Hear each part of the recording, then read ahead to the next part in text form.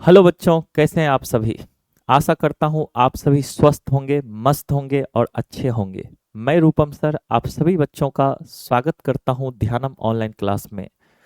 आज मैं आप सभी के लिए ज्योग्राफी का लेक्चर 3 लेकर के आया हूँ, जिसमें हम लोग सभी जल संसाधन के ऊपर चर्चा करेंगे। यानी आज का जो हमारा टॉपिक है वह जल संसाधन है। जल संसाधन से जो लाभ है, जो हानि है, जल संसाधन का उपयोग किस प्रकार से किया जाए, इन सभी चीज़ों के बारे में आज के क्लास में समझेंगे। साथ ही एक ही क्लास में आपका जितना भी ऑब्जेक्टिव क्वेश्चन है, सब्जेक्टिव क्वेश्चन है, साथ ही पिछले वर्ष में जो प्रश्न पूछा गया है उसके ऊपर भी हम लोग चर्चा करेंगे। तो बिना विलंब किए हुए क्लास को मैं आगे बढ़ाता हूँ और जल संसाधन को हम लोग आज अच्छे ढंग से समझेंगे। अगर आपको मेरा वीडियो अच्छा लगता है तो आप लोग अवश्य ही चैनल को सब्सक्राइब करें, साथ ही लाइक करें और अधिक से अधिक अपने दोस्तों के बीच शेयर करें। चलिए क्लास को मैं आगे लेकर के चलता हूं और सबसे पहला पॉइंट याद रखिएगा। एक मैं आप लोगों के लिए एडिशनल जानकारी मैंने ऐड किया है। विश्व जल दिवस ये 22 मार्च को मनाया जाता है, क्योंकि जीवन की कल्पना बच्चों बिना जल की नहीं हो सकती है। जल है तो जीवन है, ऐसा कहा जाता है। और आप लोगों ने भी कहीं ना कहीं पढ़ा होगा, जो जल ही जीवन है। ठीक है, तो एक पॉइंट आप लोग याद रखिएगा। विश्व जल दिवस कब मनाया जाता है? तो 22 मार्च को मनाया जाता है। विश्व जल दिवस कब मनाया जाता है बच्चों? तो 22 मार्च को। ठीक है,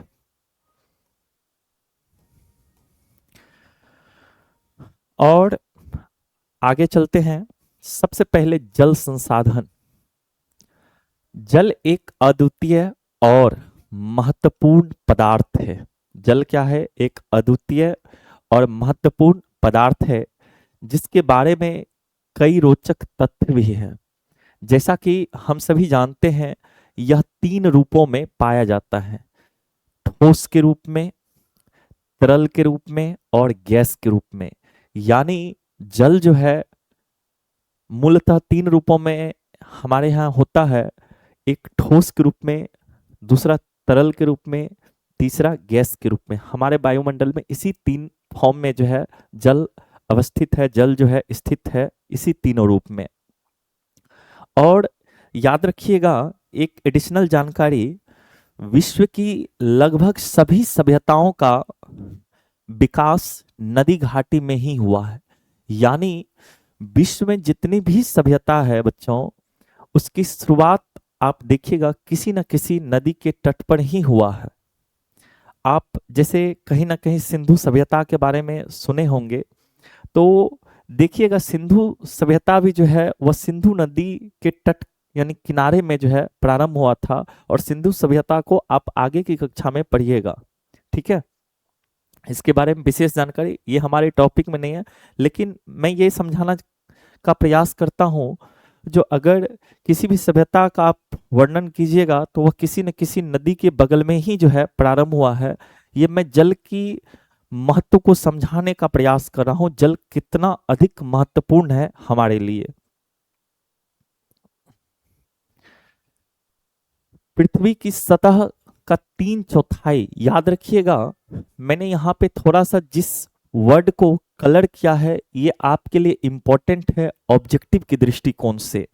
तो जिस भी देखिएगा सेंटेंस में जो कोई कलर, कोई वर्ड जो है अलग कलर से है, तो इसका मतलब समझिएगा वह वर्ड आपके लिए इंपॉर्टेंट है। तो पृथ्वी की सतह का 3/4 भाग जो है वह जल से ढका है। 3/4 भाग जल से जो है ढका है, जल से आच्छादित है। और अधिकांश जल लवणीय है। अब एक प्रश्न उठता है बच्चों, लवणीय जल किसको कहते हैं? बहुत सारे बच्चे को समस्या हो जाता है जो लवणीय जल क्या है। तो ध्यान समझिएगा, लवणीय जल है क्या, आखिर लवणीय जल क्या होता है। तो लवणीय जल वह पानी है जिसमें घुले हुए नमक की मात्रा अधिक होती है। यानी वैसा जल जिसमें नमक की मात्रा अधिक होती है उसे लवणीय जल कहते हैं। कहीं दिक्कत बच्चों?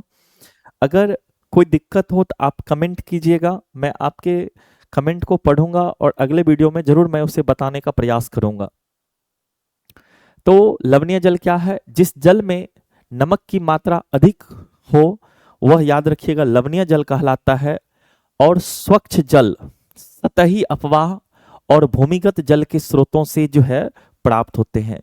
तो याद रखिएगा स्वच्छ जल कहाँ से होता है प्राप्त? सतही अपवाह और भूमिगत जल से ही जो है स्वच्छ जल को हम लोग प्राप्त करते हैं। ठीक है, आगे चलिएगा। पृथ्वी के 71% भाग पर जल का विस्तार है। याद रखिएगा बच्चों, पृथ्वी के 71% भाग पर जल का विस्तार है और वृहद क्षेत्र में यानी कि बड़े क्षेत्र में जल की उपस्थिति के कारण पृथ्वी को नीला ग्रह कहा जाता है। तो एक प्रश्न फिर उठ सकता है, बन सकता है, पृथ्वी को नीला ग्रह क्यों कहा जाता है? तो पृथ्वी पर पानी की मात्रा अधिक होने के कारण जो है इसे नीला ग्रह कहा जाता है। ठीक है, कहीं दिक्कत बच्चों? और पृथ्वी को जलीय ग्रह की भी जो है संज्ञा दी गई है, यानी पृथ्वी को जलीय ग्रह भी कहा जाता है। ठीक है, नीला ग्रह कहा जाता है, साथ ही दूसरा पॉइंट याद रखिएगा जलीय ग्रह भी कहा जाता है। याद रखिएगा बच्चों, यहां से 3 बिंदु, पृथ्वी के कितने प्रतिशत भाग पर जल का विस्तार है? तो याद रखिएगा 71% भाग पर जल का विस्तार है। पृथ्वी को नीला ग्रह कहा जाता है, पृथ्वी को जलीय ग्रह की भी संज्ञा दी गई है। तो ये सभी बिंदु को आप सभी बच्चे नोट करें। साथ में लास्ट में मैं आपको समय दूंगा, आप ठहर करके आसानी से स्क्रीनशॉट ले लीजिएगा। मैं हट जाऊंगा वीडियो से, आप आसानी से जो है लास्ट में आपके पास समय होगा और उस समय में आप जो है इस प्रत्येक स्लाइड का स्क्रीनशॉट ले लेना। ठीक है, पृथ्वी के 2 गोलार्ध हैं। आपको पता होगा ये वाला लाइन भूमध्य रेखा को दर्शाता है और इसके ऊपर वाले पार्ट को हम लोग उत्तरी गोलार्ध कहते हैं। ठीक है बच्चों, क्या कहते हैं? उत्तरी गोलार्ध कहते हैं। और नीचे वाले भाग को क्या कहते हैं? दक्षिणी गोलार्ध कहते हैं। ठीक है, उत्तरी गोलार्ध को स्थल गोलार्ध भी कहते हैं क्योंकि ऊपर वाले गोलार्ध में पानी की मात्रा कम है और नीचे वाले गोलार्ध में जो है पानी की मात्रा अधिक है। तो याद रखिएगा बच्चों, उत्तरी गोलार्ध का दूसरा नाम क्या होता है? स्थल गोलार्ध। और दक्षिणी गोलार्ध का दूसरा नाम जल गोलार्ध। ये ऐसा इसलिए इसको कहा जाता है क्योंकि ऊपर वाले भाग में पानी की मात्रा कम है और नीचे वाले भाग में पानी की मात्रा अधिक है, इसलिए इसको जलीय गोलार्ध भी कहा जाता है। ठीक है, कहीं दिक्कत बच्चों समझने में? ठीक है, आगे देखिएगा ध्यान से। जल एक नवीकरणीय योग्य संसाधन है। जल कैसा संसाधन है? तो मैंने पिछले क्लास में भी बताया था, जल एक नवीकरणीय संसाधन है। ठीक है बच्चों, विश्व में जल के कुल आयतन का 96.5%, याद रखिएगा बच्चों, विश्व के जल के कुल आयतन का 96.5% भाग महासागरों में पाया जाता है और केवल 2.5%, कितना? 2.5% जो है अलवणीय जल है। ठीक है, तो जो जल सागरों में पाया जाता है, समुद्र में, वह जल लवणीय होता है। और लवणीय जल में याद रखिएगा बच्चों, जो नमक की मात्रा होती है वह अधिक होती है। ठीक है, और मात्र 2.5% जल जो है अलवणीय जल है। अब अलवणीय जल क्या होता है उसको भी थोड़ा सा हम लोग समझते हैं। अलवणीय जल जिसमें लवण की मात्रा बहुत कम या ना के बराबर होती है, मतलब वैसा जल जिसमें नमक की मात्रा ना के बराबर होती है या ना ही होती है और वह जल पीने योग्य होता है, उसे हम लोग क्या कहते हैं? अलवणीय जल कहते हैं। तो जिसमें वैसा जल जिसमें नमक की मात्रा नगण्य हो, ना के बराबर हो, उसे कौन सा जल कहते हैं? अलवणीय जल कहते हैं। कहीं दिक्कत बच्चों?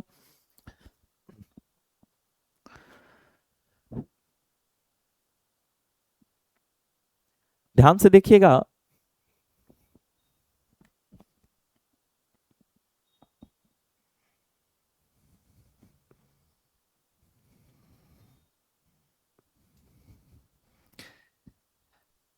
ऐसी आशंका व्यक्त की जाती है कि 2025 तक, कितना तक, 2025 तक भारत के बड़े हिस्से, यानी भारत का जो बड़ा भूभाग है, पानी की कमी वाले देशों या क्षेत्रों में शामिल हो जाएगा। यानी ऐसा एक अनुमान लगाया गया है बच्चों, जो 2025 तक भारत जो है उस क्षेत्र में या उन देशों में शामिल हो जाएगा जहां पे पानी की बहुत ही अधिक कमी है। यानी उन देशों में, उन जगहों में शामिल हो जाएगा जहां पे पानी की मात्रा बहुत ही कम है। ऐसा एक आशंका जो है, एक अनुमान लगाया गया है। ठीक है। पृथ्वी पर उपलब्ध कुल जल का 97.5% समुद्र और सागरों में पाया जाता है। यानी पृथ्वी पर जितना जल है, याद रखिएगा, उसका 97.5% जल जो है वह कहाँ पाया जाता है, तो याद रखिएगा सागर और समुद्र में, महासागरों में जो है पाया जाता है। पूरे जल का लगभग 2.5% ताजे पानी के रूप में उपलब्ध है। कितना? 2.5। और महासागरों में कितना है, तो 97, किसी किसी बुक में 96.5 है, तो ये लगभग में इतना ही है। ठीक है, तो याद रखिएगा। आगे देखिएगा ध्यान से। कुल ताजे पानी का 70% आइसबर्ग और ग्लेशियर में जमी हुई है। यानी कुल ताजा जितना पानी है उसका 70% जो है वह आइसबर्ग और ग्लेशियर में जमी हुई बर्फ के रूप में है। ठीक है, कितना? कुल जितना ताजा पानी है उसका 70% आइसबर्ग या ग्लेशियर के रूप में जो है हमारे यहाँ मौजूद है। पूरे विश्व की, अगला पॉइंट देखिएगा, कुल वर्षा का 4% हिस्सा भारत में होता है। यानी विश्व में जितना भी बारिश होता है उसका 4%, याद रखिएगा, ऑब्जेक्टिव की दृष्टिकोण से इंपॉर्टेंट है, विश्व में जितना भी वर्षा होता है उसका 4% हिस्सा भारत में होता है। ठीक है। नेक्स्ट, अगला पॉइंट याद रखिएगा, पृथ्वी पर 71% जल और 29% भूमि है। दोनों पॉइंट इंपॉर्टेंट है। पृथ्वी पर जल कितना प्रतिशत है? 71%। और 29% क्या है बच्चों? भूमि है। ठीक है, याद रखिएगा।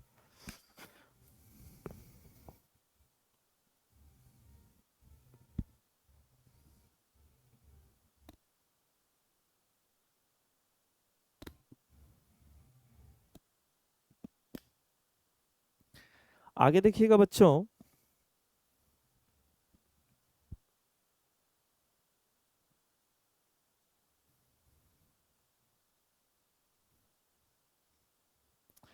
जल के स्रोत। ठीक है, जल के स्रोत, भूपृष्ठीय जल, भूमिगत जल और वायुमंडलीय जल और महासागरीय जल। यानी जल के स्रोत जो है, जहां से हम जल प्राप्त करते हैं, तो पहला स्रोत का नाम क्या हो जाएगा? भूपृष्ठीय जल, दूसरा भूमिगत जल, तीसरा वायुमंडलीय जल, चौथा महासागरीय जल। ये कुल मैंने 4 जल के स्रोत को मैंने यहाँ पे उल्लेख किया है और इस चारों के बारे में हम एक एक करके समझेंगे। ठीक है, सबसे पहला भूपृष्ठीय जल क्या है इसको समझते हैं। भूपृष्ठीय जल क्या है? ठीक है, तो सभी भूपृष्ठ पर पाए जाने वाले जल को भूपृष्ठीय जल या धारातलीय जल कहा जाते हैं। यानी जो भी जल भूपृष्ठ पर उपलब्ध है उसे हम लोग भूपृष्ठीय जल या धरातलीय जल कहते हैं। ठीक है बच्चों, जैसे एग्जाम्पल के तौर पर जितना भी हमारा नदी का पानी है वह भूपृष्ठीय जल का उदाहरण है। झीलों का जो पानी है, महासागरों का जो पानी है, ये सभी जो है भूपृष्ठीय जल के अंतर्गत आते हैं। ठीक है, आगे भूमिगत जल क्या है? ठीक है, भूमिगत जल, भूमिगत जल वह पानी है, भूमिगत जल बच्चों वह पानी है जो पृथ्वी की सतह के नीचे चट्टानों, रेत और मिट्टी के छिद्रों और दरारों में जमा होता है। यानी भूमिगत जल उस जल को कहते हैं जो पृथ्वी की सतह के नीचे चट्टान हो गया, रेत हो गया, मिट्टी हो गया और छिद्रों और दरारों के नीचे जो है होता है। और यह बारिश और पिघलती बर्फ से आता है। यह जल कहाँ से आता है बच्चों? तो बारिश और पिघलती हुई बर्फ से आता है और धीरे धीरे जो है यह नीचे की ओर बढ़ता है। यह पानी कुओं से, नलकूपों से प्राप्त होता है। ठीक है, यह पानी हम कहाँ से प्राप्त करते हैं बच्चों? तो कुओं से और नलकूपों से। ठीक है बच्चों, तो यहाँ पे आप देख सकते हैं, मैंने पिक्चर भी यहाँ पे लगाया हुआ है। आप ध्यान से गौर से देखेंगे तो जो पानी है कुआं से प्राप्त करते हैं भूमिगत जल, और नलकूप से जो जल प्राप्त होता है वह भूमिगत जल के अंतर्गत आता है। ठीक है बच्चों, आगे है वायुमंडलीय जल क्या है। नेक्स्ट जो पॉइंट है हमारा वह क्या है? वायुमंडलीय जल क्या है? वायुमंडलीय जल हवा में मौजूद जलवाष्प है। जो हवा में मौजूद जलवाष्प है, जो पानी, गैसीय, तरल और ठोसों के रूप में पाया जाता है, और यह वायुमंडलीय जलवाष्प और ओस, कोहरा, बादल और वर्षा जैसे रूपों में संघनित हो सकता है। ठीक है, याद रखिएगा वायुमंडलीय जल क्या है। तो वायुमंडलीय जल हवा में मौजूद जलवाष्प है जो पानी के गैसीय, तरल और ठोस के रूप में पाया जाता है। यह वायुमंडलीय जलवाष्प, ओस, कोहरा, बादल और वर्षा जैसे रूपों में जो है संघनित रहता है। ठीक है, यह वायुमंडलीय जल का उदाहरण है जो मैंने यहाँ पे रेड में हाईलाइट किया हुआ है। ठीक है, आप देख सकते हैं यहाँ ओस है, जलवाष्प है, कोहरा है। ठीक है, मैंने पिक्चर के साथ लगाया हुआ है ताकि आप आसानी से समझ सकें। नेक्स्ट देखिएगा, महासागरीय जल क्या है। तो शब्द से ही स्पष्ट है, महासागरीय जल। महासागरीय जल वह जल है जो समुद्र और महासागरों का निर्माण करता है, जो समुद्र और महासागरों का निर्माण करता है। और यह 96.5% जल और 3.5% घुले हुए लवण में मुख्य रूप से जो है सोडियम और क्लोराइड जो है इसमें रहता है। जो जल में यानी कि लवण होता है उसमें मुख्यतः सोडियम क्लोराइड जो है मिला हुआ रहता है और अन्य पदार्थों का मिश्रण रहता है। ये मूलतः कहाँ पे पाया जाता है? तो सागर और महासागर में पाया जाता है। अब यहाँ पे नोट, स्पेशल नोट देखिएगा, भूपृष्ठीय और भूमिगत जल का ही प्रत्यक्षतः उपयोग होता है। यानी जो भूपृष्ठीय जल है, जो भूमिगत जल है, उसका ही जो है प्रत्यक्षतः जो है क्या होता है? उपयोग होता है। तो अगर आपसे पूछा जाए जल के ऐसे कौन से दो स्रोत है जिनका मूलतः उपयोग होता है, तो भूपृष्ठीय जल और भूमिगत जल। कौन कौन सा बच्चों? तो भूपृष्ठीय जल और भूमिगत जल, याद रहेगा बच्चों।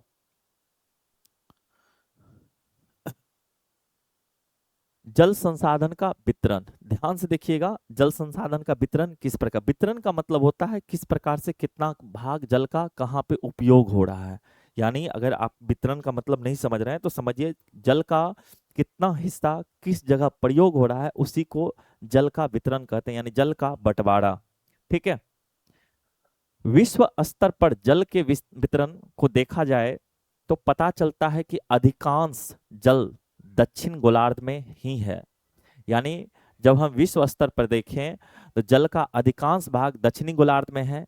इसी कारण दक्षिणी गोलार्ध को जल गोलार्ध भी कहते हैं और उत्तरी गोलार्ध को स्थल जो है गोलार्ध कहते हैं। ठीक है, तो याद रखिएगा जल संसाधन के वितरण के आधार पर हम लोग देखें तो अधिकांश जल जल जो है वह दक्षिण गोलार्ध में है। इसी कारण इसे दक्षिणी गोलार्ध या जल गोलार्ध भी कहते हैं और उत्तरी गोलार्ध को हम लोग स्थल गोलार्ध के नाम से जानते हैं। विश्व के कुल मृदु जल का लगभग 75% जो है अंटार्कटिका, ठीक है, ग्रीनलैंड एवं पर्वतीय क्षेत्रों में बर्फ की चादर या हिमनद के रूपों में पाया जाता है। ठीक है, तो याद रखिएगा लगभग मृदु जल का 75% जो है वह अंटार्कटिका, ग्रीनलैंड, ठीक है, पर्वतीय क्षेत्रों में बर्फ की चादर या हिमनद के रूप में पाया जाता है। और लगभग 75% भूमिगत जल स्वच्छ जल के रूप में उपलब्ध है। कितना? 75% जल जो है वह भूमिगत जल के रूप में या स्वच्छ जल के रूप में जो है मौजूद है। ठीक है, आगे देखिएगा।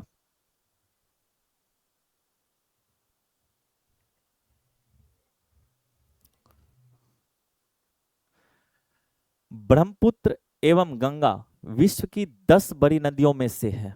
यानी हमारे देश की दो नदियां हैं जिनका नाम क्या है, ब्रह्मपुत्र एवं गंगा, विश्व की 10 बड़ी नदियों में से एक है। ठीक है, थोड़ा सा डिस्टर्ब हो रहा, बगल में शादी विवाह का माहौल है, तो आप लोग को अगर थोड़ा बाहर का भी साउंड आता है तो आप लोग थोड़ा मैनेज कर लीजिएगा। ब्रह्मपुत्र विश्व का, याद रखिएगा, ब्रह्मपुत्र विश्व की 8वीं बड़ी नदी है और गंगा विश्व की 10वीं सबसे बड़ी नदी है। याद रखिएगा ये दोनों पॉइंट, ब्रह्मपुत्र विश्व की 8वीं सबसे बड़ी नदी है और गंगा विश्व का जो है 10वीं सबसे बड़ी नदी है। दोनों ऑब्जेक्टिव की दृष्टि से पूछा जा सकता है आपके एग्जाम में। आगे देखिएगा, एक क्वेश्चन पूछा जाता है कई बार, दक्षिण भारत की सबसे लंबी नदी कौन सी है। दक्षिण भारत की सबसे लंबी नदी गोदावरी। अगर आपके एग्जाम पूछ दिया जाए दक्षिण भारत की सबसे लंबी नदी कौन सी है, तो याद रखिएगा गोदावरी नदी जो है दक्षिण भारत की सबसे लंबी नदी है। भारत में गंगा द्रोणी में उपयोग के योग्य जल भंडारण की क्षमता सर्वाधिक है। ठीक है, यानी भारत में गंगा द्रोणी जो है कि उपयोग के योग्य जल भंडारण की क्षमता सबसे सर्वाधिक या सबसे अधिक है। ठीक है बच्चों, कोई दिक्कत है तो कमेंट कीजिएगा। अब है जल संसाधन का उपयोग। जल संसाधन का उपयोग, जल संसाधन का आखिर उपयोग क्या है, ध्यान समझिएगा। भारत की आबादी तीव्रतम गति से बढ़ रही है। जो हमारे देश की आबादी है बहुत तेज गति से जो है आगे बढ़ रही है। स्वतंत्रता के पश्चात भारत की जनसंख्या लगभग तिगुनी हो गई है। यानी जितना स्वतंत्रता के समय में, जब जिस समय हमारा देश आजाद हुआ था, उस जनसंख्या का अभी जो जनसंख्या है वह लगभग में 3 गुना, अगर मैं कहूं तो उससे भी कई अधिक हम लोग पहुंच चुके हैं। तो जल संसाधन का एक बड़ा उपयोग जो है बढ़ती जनसंख्या भी है, क्योंकि जनसंख्या अगर बढ़ रही है तो जल का भी उपयोग बढ़ेगा। कृषि के क्षेत्र में, उद्योग के क्षेत्र में, हमारे दैनिक जीवन के उपयोग में तो जल का उपयोग बढ़ रहा है। लेकिन जल तो सीमित है, हमारी जनसंख्या दिन ब दिन बढ़ती हुई जा रही है। ठीक है, आबादी वृद्धि के साथ साथ जल की सभी क्षेत्रों में मांग त्वरित गति से बढ़ रही है। जैसे पेयजल, पीने वाला जल, सिंचाई तथा उद्योग जैसे उपक्रमों की वृद्धि से जल की मांग काफी बढ़ रही है। ठीक है, यानी पेयजल हो गया, सिंचाई हो गया, उद्योग जैसे उपक्रमों के लिए जल की जो मांग है वह काफी तेज गति से जो है, काफी तेज गति से जो है उसकी वृद्धि हुई है। आगे देखिएगा, 1951 ईस्वी में भारत में प्रति व्यक्ति जल की उपलब्धता 5177 घन मीटर थी। यहां से फिर एक ऑब्जेक्टिव पूछ सकता है, जो 1951 ईस्वी में जल की उपलब्धता कितना घन मीटर था, तो 5177 घन मीटर थी 1951 में। बट 2001 में यह कहां पहुंच गया, 1829 घन मीटर। कितना, 1829 घन मीटर जो है यह पहुंच गया। ठीक है, कितना पहुंच गया, 1829 घन मीटर प्रति व्यक्ति तक पहुंच गया।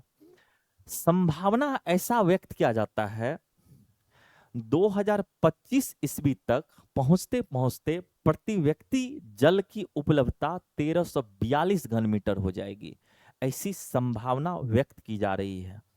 यानी यहां से 3 ऑब्जेक्टिव पूछा जा सकता है। वर्ष 1951 में प्रति व्यक्ति जल की उपलब्धता कितना घन मीटर था, तो 5177। उसके बाद याद रखिएगा 2001 में कितना हो गया, 1829। 2001 में कितना हो गया, 1829। और एक आशंका है, एक अनुमान लगाया जा रहा है बच्चों, 2025 तक यह प्रति व्यक्ति जल की जो उपलब्धता है वह 1342 घन मीटर तक पहुंच जाएगा। ठीक है, जो जल संकट की समस्या के आगमन का जो है संकेत दे रहा, और यह निरंतर जो है प्रति व्यक्ति जल की जो गिरावट आ रही है, यह जल समस्या का एक सबसे बड़ा जो है संकेत हमारे सामने दिख रहा है। आगे देखिएगा, प्राणियों में 65% तथा पौधों में 65 से 99% जल का अंश विद्यमान रहता है। फिर एक क्वेश्चन पूछा जा सकता है, प्राणियों में हमारे शरीर में, ठीक है, कितना प्रतिशत जल की मात्रा विद्यमान है, कितना प्रतिशत जल हमारे शरीर में शामिल है? तो याद रखिएगा 65%। लेकिन पौधों में 65 से 99% तक जो है जल विद्यमान है। याद रखिएगा, ये इंपॉर्टेंट पॉइंट है, यहां से ऑब्जेक्टिव पूछा गया भी है। जल के उपयोग की सूची लंबी है, यानी जल का जो उपयोग हो रहा है उसकी सूची काफी अधिक लंबी है। पेयजल, घरेलू कार्य, सिंचाई, उद्योग, जन स्वास्थ्य, स्वच्छता, मलमूत्र विसर्जन इत्यादि कार्यों के लिए जल अपरिहार्य है। यानी इन सभी कार्यों के लिए, चाहे पेयजल हो, घरेलू कार्य हो, सिंचाई हो, उद्योग हो, जन स्वास्थ्य हो, स्वच्छता हो, मलमूत्र विसर्जन आदि के लिए जल का होना आवश्यक है। ठीक है बच्चों, जल विद्युत निर्माण तथा परमाणु संयंत्र, शीतलन, मत्स्य पालन, जल कृषि, वानिकी, जल कीड़ा जैसे कार्यों की कल्पना बिना जल का हो ही नहीं सकता है। इन सभी कार्यों के लिए जल का होना आवश्यक है। इन कार्यों की कल्पना भी नहीं की जा सकती है बिना जल का। तो जल के महत्व को मैं समझा रहा हूं इस वीडियो के माध्यम से। ये चैप्टर ऐसा नहीं है जो आपकी क्लास 10th के लिए ही इंपॉर्टेंट है, ठीक है। आगे इन फ्यूचर जल का जो उपयोग समझ रहे हैं तो यहाँ पे तो इम्पोर्टेंट है ही, लेकिन जल से संबंधित बहुत सारे पॉइंट को भी हम लोग समझ रहे हैं। जल का किस प्रकार से प्रयोग करना है, जल का एक सही प्रयोग हमारे फ्यूचर में जो है काफी अधिक जो है मदद पेश करेगा हमारे आने वाले जनरेशन के लिए। आगे देखिएगा बच्चों, बहुउद्देशीय परियोजना क्या है? बहुउद्देशीय परियोजना क्या है?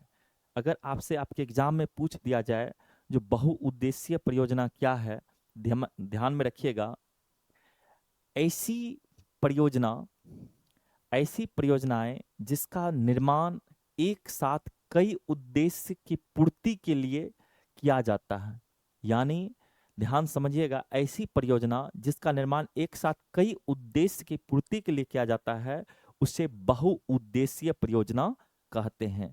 ध्यान समझिएगा बच्चों, बहुउद्देशीय परियोजना अगर आपके एग्जाम में पूछ दिया जाए 2 नंबर के प्रश्न में बहुउद्देशीय परियोजना क्या है, तो ऐसी परियोजना जिसका निर्माण एक साथ कई उद्देश्य की पूर्ति के लिए किया जाता हो उसे बहुउद्देशीय परियोजना कहते हैं। कहीं दिक्कत बच्चों?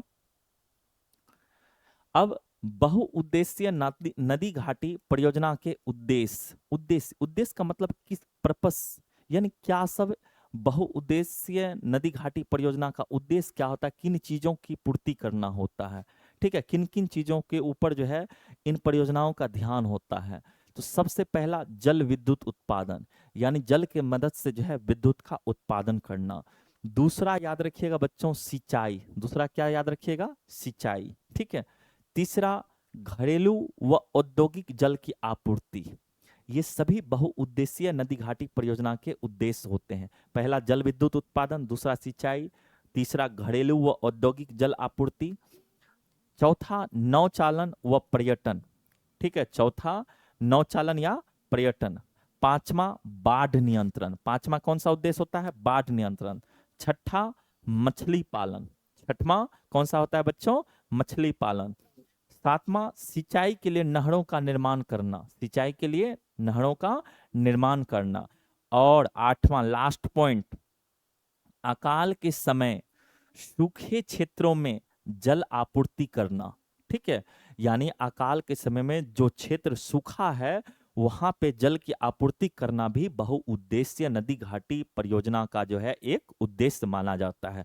तो इन सभी पॉइंट को आप याद रखिएगा, अगर आपके एग्जाम में पूछ दिया जाए जो बहुउद्देशीय नदी घाटी परियोजना का उद्देश्य लिखें तो आप इन्हीं 8 पॉइंट को आप मेंशन कीजिएगा। जल विद्युत उत्पादन, सिंचाई, घरेलू व औद्योगिक जल आपूर्ति, नौचालन व पर्यटन, बाढ़ नियंत्रण, मछली पालन, सिंचाई के लिए नहरों का निर्माण और अकाल के समय सूखे क्षेत्रों में जल आपूर्ति करना। ठीक है बच्चों, आगे देखिएगा। बहुउद्देशीय परियोजनाओं से होने वाली हानियां। अब कोई चीज लाभ देता है तो उसका कुछ ना कुछ हानि भी जो है होता है, क्योंकि सिक्का का एक पड़ाव नहीं होता है, दो साइड होता है, हेड और टेल। एक अगर हेड है तो दूसरा टेल भी। उसी प्रकार जल का लाभ है तो उसका कुछ हानि भी है हमारे लिए। अब वो हानि क्या है, तो बहुउद्देशीय परियोजना का अगर आपके एग्जाम में दे दे बहुउद्देशीय परियोजनाओं का हानि क्या है, तो आप इन बिंदुओं को लिखिएगा। पर्याप्त मुआवजा ना मिल पाना, पहला पॉइंट। विस्थापित होना, लोगों का विस्थापित होना, एक जगह से दूसरे जगह जाना। तीसरा, बाढ़ की समस्या। चौथा, जल प्रदूषण की समस्या। पांचवा, भूकंप की समस्या। ठीक है, यानी कि अगर आपसे आपके एग्जाम में पूछ दिया जाए बहुउद्देशीय परियोजनाओं से होने वाली हानियां क्या सब है, तो आप याद रखिएगा। पहली हानि क्या है बच्चों, तो पर्याप्त मुआवजा ना मिलना। दूसरा, विस्थापित होना, लोगों का विस्थापित होना। विस्थापित होने का अर्थ है लोगों का एक जगह से दूसरे जगह जाना। बाढ़ की समस्या बढ़ जाना। तीसरा, जल प्रदूषण की समस्या। चौथा, भूकंप की समस्या का बढ़ जाना। ठीक है बच्चों, आगे बढ़ते हैं। भारत में अनेक नदी घाटी परियोजनाओं का विकास हुआ है, जैसे भाखड़ा, नांगल, हीराकुंड, दामोदर, गोदावरी, कृष्णा, स्वर्णरेखा एवं सोन परियोजना जैसी अनेक परियोजनाओं का जो है भारत में जो है बहुआयामी विकास में सहायक हो रहे हैं। यानी ये सभी ऐसी परियोजनाएं हैं, अगर भाखड़ा नांगल ले लें या हीराकुंड ले लें या दामोदर ले लें या गोदावरी ले लें या कृष्णा ले लें या स्वर्ण रेखा ले लें या सोन ले लें, तो ये भारत में जो है काफी अधिक जो है सहायक जो है और लाभकारी साबित हुआ है ये सभी परियोजनाएं। ठीक है बच्चों, और बहुआयामी विकास इसका हुआ है, यानी बहुत सारे स्तर पर भी जो है इसका विकास हुआ है। तो सबसे पहले गोदावरी परियोजना को समझते हैं। गोदावरी परियोजना आंध्र प्रदेश में गोदावरी नदी पर जो है पोलावरम गांव के पास स्थित है। तो एक बात यहां से फिर ऑब्जेक्टिव पूछा जा सकता, गोदावरी परियोजना किस राज्य में है, तो आंध्र प्रदेश में गोदावरी नदी पर है और गांव का नाम पोलावरम, याद रख लीजिएगा। क्लियर है बच्चों, तो जल्दी से जल्दी क्लास को मैं आगे बढ़ाता हूं ताकि कम समय में आपका जो है चैप्टर खत्म हो पाए। ठीक है, आगे भाखड़ा नंगल बांध, यह जो है सतलुज नदी पर जो है, कहीं कहीं सतलज कहीं कहीं पे सतलुज नदी लिखा हुआ मिलेगा, तो आप घबराइएगा ना, दोनों सेम ही है। तो सतलुज नदी पर जो है स्थित है। भाखड़ा नंगल जो बांध है वह किस नदी पर स्थित है, अगर आपके एग्जाम में पूछ दिया जाए तो याद रखिएगा वह जो है सतलुज नदी पर जो है स्थित है, या कहीं कहीं सतलज नदी जो है आपको उल्लेख मिलेगा। यह पंजाब और हिमाचल प्रदेश की सीमा पर स्थित एक गुरुत्वीय बांध है। तो याद रखिएगा यह कहां पे, यह बांध कहां पर स्थित है, तो पंजाब और हिमाचल प्रदेश की सीमा पर स्थित एक गुरुत्वीय बांध है। ठीक है, और कौन सी नदी पर है, तो सतलज नदी पर जो है यह बांध जो है स्थित है, याद रखिएगा भाखड़ा नंगल बांध। आगे है हीराकुंड परियोजना, यह ओडिशा राज्य में स्थित है। पहला पॉइंट यहां से ऑब्जेक्टिव याद रखिए, कौन से राज्य में है, ओडिशा राज्य में है।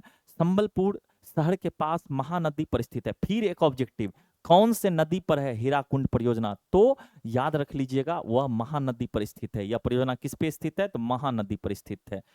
भारत का सबसे लंबा बांध हीराकुंड बांध है। अगर आपके एग्जाम में दे दिया जाए जो भारत का सबसे लंबा बांध कौन सा है, तो हीराकुंड बांध जो है भारत का सबसे लंबा बांध है, जो ओडिशा में महानदी पर जो है बना है। आप देख भी सकते हैं, मैंने पिक्चर भी ऐड किया है।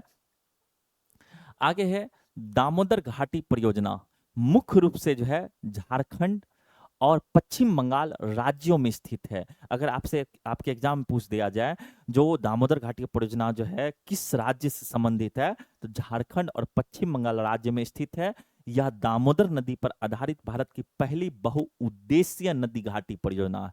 ठीक है। भारत की सबसे पहली जो है बहुउद्देशीय नदी घाटी परियोजना है, जो कि किन राज्यों से संबंधित है, याद रखिएगा, झारखंड और पश्चिम बंगाल से जो है संबंधित है। क्लियर है बच्चों। आगे चलिएगा, कृष्णा परियोजना। ठीक है बच्चों, विशेष रूप से ऊपरी कृष्णा परियोजना जो है कर्नाटक राज्य में कृष्णा नदी पर स्थित है। कर्नाटक राज्य में कृष्णा नदी पर स्थित है, और कृष्णा नदी मुख्य रूप से महाराष्ट्र, कर्नाटक, तेलंगाना और आंध्र प्रदेश राज्यों में स्थित है। याद रखिएगा, इन दोनों पॉइंट को याद रखिएगा। ठीक है, ऊपरी जो कृष्णा नदी है, यानी ऊपर में जो है, याद रखिए, विशेष रूप से जो ऊपरी कृष्णा परियोजना है वह कर्नाटक राज्य में स्थित है। ठीक है, बट याद रखिए, कृष्णा नदी मुख्य रूप से महाराष्ट्र, कर्नाटक, तेलंगाना और आंध्र प्रदेश राज्य में स्थित है। ठीक है, यानी इन सभी राज्यों में इस नदी का जो है हिस्सा शामिल है, इन सभी राज्यों से संबंधित है इस नदी का हिस्सा।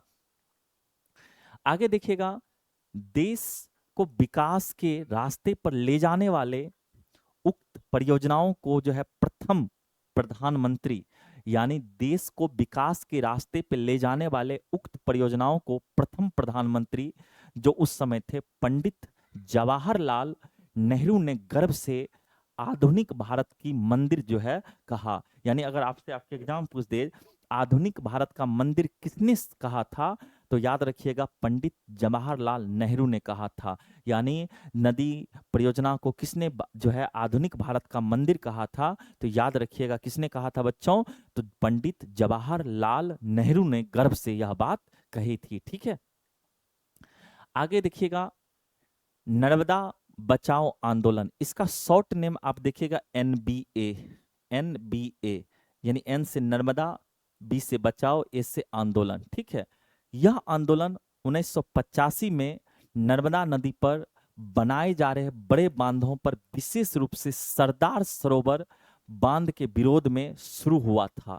तो याद रखिएगा, नर्मदा बचाओ आंदोलन कब शुरू हुआ था, तो याद रखिएगा 1985 में, जो कि नर्मदा नदी पर बनाए जा रहे बड़े बांध, विशेष रूप से जो सरदार सरोवर बांध था, उसके विरोध में जो है शुरू हुआ था। और यह एक सामाजिक आंदोलन था। यहाँ पे भी एक पॉइंट, नर्मदा बचाओ आंदोलन कैसा आंदोलन था, तो एक सामाजिक आंदोलन था, जिसका नेतृत्व जो है, इस आंदोलन का नेतृत्व जो है, वह याद रखिएगा मेधा पाटेकर और बाबा आमटे, मेघा पाटेकर और बाबा आमटे जैसे सामाजिक कार्यकर्ताओं ने किया था। ठीक है, सामाजिक कार्यकर्ताओं ने किया था। इस आंदोलन का नेतृत्व कौन किया था, तो मेघा पाटेकर और बाबा आमटे जैसे सामाजिक कार्यकर्ताओं के द्वारा जो है नर्मदा बचाओ आंदोलन का नेतृत्व किया गया था। यह आंदोलन 1985 में प्रारंभ हुआ था।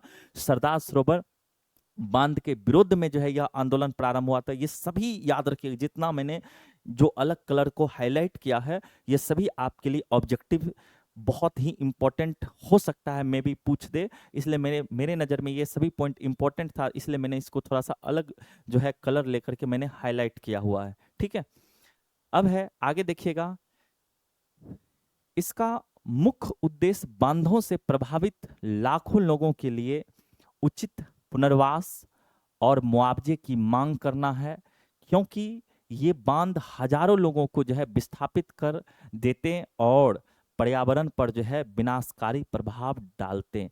इस कारण से जो है नर्मदा बचाओ आंदोलन जो है 1985 में प्रारंभ हुआ था, जिसका नेतृत्व जो है मेघा पाटेकर तथा बाबा आमटे ने किया था। यह एक सामाजिक आंदोलन था। यह मुख्य रूप से सरदार सरोवर बांध के जो है विरुद्ध में आरंभ किया गया था। ये सभी बिंदु को आप याद रखिएगा। ठीक है बच्चों, आगे देखिएगा, जल संकट क्या है। बहुत आसान प्रश्न है बच्चों, जल संकट क्या है। जल की अनुपलब्धता जल संकट के रूप में जाना जाता है। मैं अपनी भाषा में कहूं तो जल की कमी ही जल संकट के नाम से जाना जाता है। जितना जल की कमी होगी उतना जल का संकट आगे बढ़ेगा, यानी जल संकट के नाम से जाना जाता है जल की अनुपलब्धता। एक विशेषज्ञ थे जो स्वीडन के थे, फाल्कन मार्क के अनुसार प्रत्येक व्यक्ति को प्रतिदिन 1000 घन मीटर जल की आवश्यकता होती है। डायरेक्ट एग्जाम में क्वेश्चन पूछ देगा, किसने कहा था प्रतिदिन एक व्यक्ति के लिए जो है 1000 घन मीटर जल की आवश्यकता होती है। तो एक विशेषज्ञ थे जो स्वीडन देश के थे, उसका नाम क्या था, फाल्कन मार्क था। क्या नाम था, फाल्कन मार्क, याद रखिएगा। क्लियर है बच्चों। जल संकट के कई कारण हैं, जिनमें मुख्य रूप से याद रखिएगा अत्यधिक शहरीकरण, ये सबसे बड़ी समस्या है। याद रखिएगा जल संकट का सबसे बड़ा कारण क्या? अत्यधिक शहरीकरण और औद्योगिकरण। ठीक है, ये दूसरी समस्या से होने वाला जल प्रदूषण।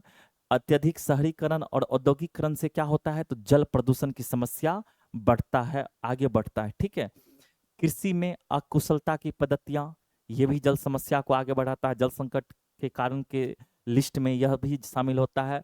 यानी कृषि हुआ लेकिन अकुशलता पद्धति के माध्यम, यानी कुशल पद्धति के माध्यम से कृषि नहीं की गई। भूजल का अत्यधिक दोहन, हम लोग क्या करते हैं, कभी कभी मोटर चला के या चापाकल का पानी बेकार में वेस्ट करते रहते हैं। ऐसा गांव घर में देखिएगा आप अक्सर मिलेगा। तथा जलवायु परिवर्तन से होने वाली अनियमित वर्षा और सूखा शामिल है। ठीक है, तथा जलवायु परिवर्तन से होने वाले अनियमित वर्षा, और किसी क्षेत्र में देखिएगा आप बहुत अधिक वर्षा होती है, किसी क्षेत्र में आप देखिएगा ना के बराबर वर्षा होती है। जिस क्षेत्र में ना के बराबर वर्षा होती है वहां पे देखिएगा बच्चों, वहां पे सूखा क्षेत्र आ जाता है। ठीक है, वर्तमान समय में देखिएगा बच्चों, भारत में कुल विद्युत का लगभग 22%, कितना बच्चों? 22%, 22% भाग जल विद्युत से प्राप्त होता है। यानी वर्तमान समय में भारत में कुल विद्युत का 22% भाग जो है वह जल विद्युत से हम लोग प्राप्त करते हैं। और यहाँ पे एक ऑब्जेक्टिव, केवल कानपुर, याद रखिएगा केवल कानपुर में 180 चमड़े के कारखाने हैं। 180 चमड़े के कारखाने जो प्रतिदिन 58 लाख लीटर मल जल गंगा में विसर्जित करता है। सोचिए कितना अधिक पानी जो है गंगा जी में विसर्जित का मतलब डाल दिया जाता है। इतना मलमूत्र वाला पानी जो है कहाँ पे डाला जाता है? गंगा जी में डाल दिया जाता है।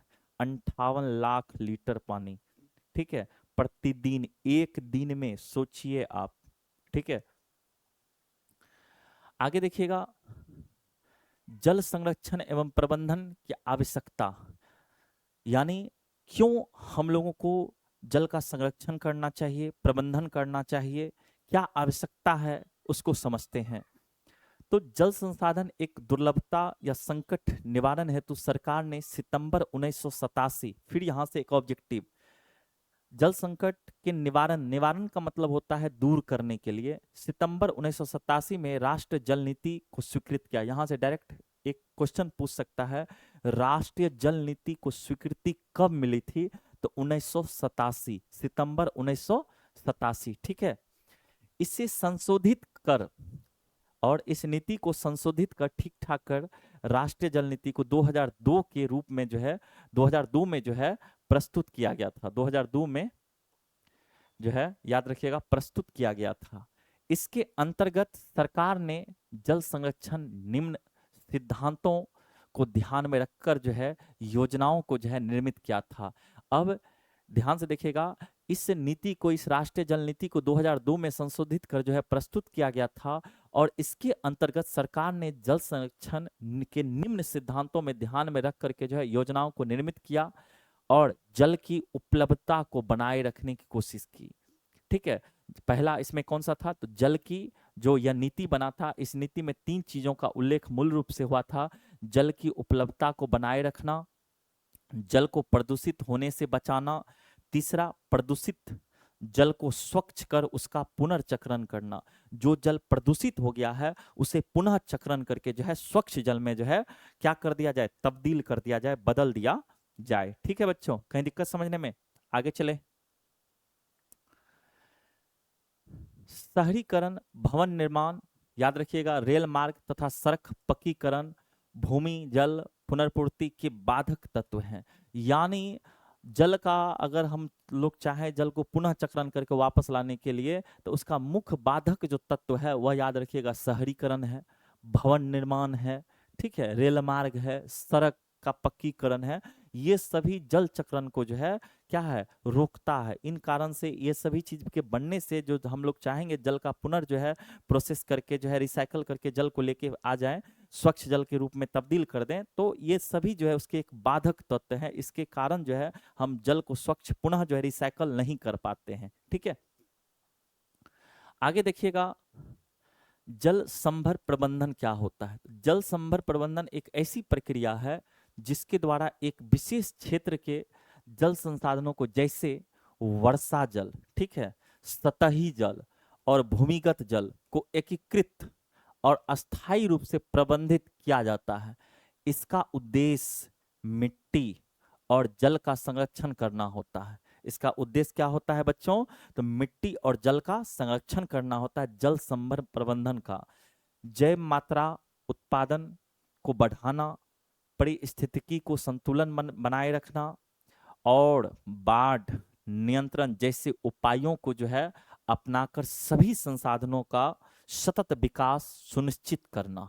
ठीक है, ये जल संभर प्रबंधन का जो है नियम कहता है। जल संभर प्रबंधन एक प्रक्रिया है जिसके माध्यम से जो है हम लोग क्या सब, इसका उद्देश्य क्या सब होता है, तो याद रखिएगा, मिट्टी और जल का संरक्षण करना, जैव मात्रा के उत्पादन को बनाना बढ़ाना, परिस्थितिकी को संतुलन में रखना, बाढ़ पर नियंत्रण करना, इन सभी को अपना करके हम जल संभर प्रबंधन को जो है आगे बढ़ाते हैं। तकनीकी विकास क्या है? तकनीकी विकास यानी जिसको हम लोग हमारे यहाँ अभी रील्स में देखिएगा टेक्नोलॉजिया कहते हैं। ठीक है, तकनीकी विकास से तात्पर्य है ऐसे उपकरण जिसमें जल का कम से कम उपयोग कर और अधिक से अधिक लाभ लिया जा सके। एक ऐसा उपकरण जिसमें जल का कम से कम उपयोग करके और अधिक से अधिक लाभ लिया जा सके, जैसे ड्रिप सिंचाई, जिसे ड्रिप सिंचाई, लिफ्ट सिंचाई, सूक्ष्म फुहारों, ठीक है, से सिंचाई, सीढ़ीनुमा खेती इत्यादि, ये सभी तकनीकी विकास के अंतर्गत आते हैं। यानी तकनीकी विकास का तात्पर्य क्या है? ऐसा उपकरण जिसमें जल का कम उपयोग किया जाए और उसका अत्यधिक जो है लाभ लिया जाए। इसके अंतर्गत क्या कौन कौन सा चीज आता है? जैसे कि देखिएगा, ड्रिप सिंचाई, लिफ्ट सिंचाई, सूक्ष्म फुहारा, ये सभी इसी के अंतर्गत जो है बच्चों आता है। ठीक है, जिसमें जल का बहुत कम उपयोग किया जाता है और अधिक से अधिक लाभ जो है इससे प्राप्त किया जाता है। आगे देखिएगा, वर्षा जल संग्रहण एवं उसका पुनर्चक्रण, एक तकनीक जिसमें वर्षा जल का खाली स्थान यानी वर्षा जल का पुनर्चक्रण किस प्रकार से किया जाता है? एक तकनीक जिसमें वर्षा जल को खाली स्थान, जैसे कि घरों में टैंक जो होता है, बेकार पड़े कुएं जो होता है, में भरा जाता है। यानी वर्षा के पानी को घर में जो बेकार पड़ा टैंक है या बेकार पड़ा कुआं है, उसमें उस पानी को स्टोर किया जाता है, बाद में इसका प्रयोग किया जाता है। ठीक है, यह वर्षा जल संग्रहण के अंतर्गत आता है और इसके माध्यम से हम उस जल का पुनर् जो है उपयोग करते हैं।